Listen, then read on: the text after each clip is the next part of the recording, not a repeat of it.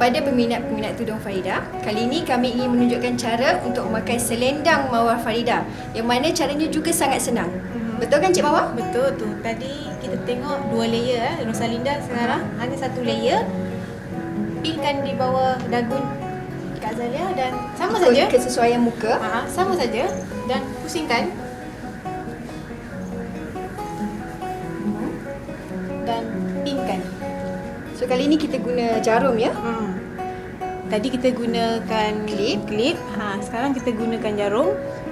So terpulang kepada pemakai untuk menulis. Dan siap. Hanya 2 cara, pin dan pusing. Siap selendang ni. Cepat, mudah dan pantas. Kita tak perlu risau kalau terlambat bertukar pejabat pun kita masih boleh menggunakan selendang Farida.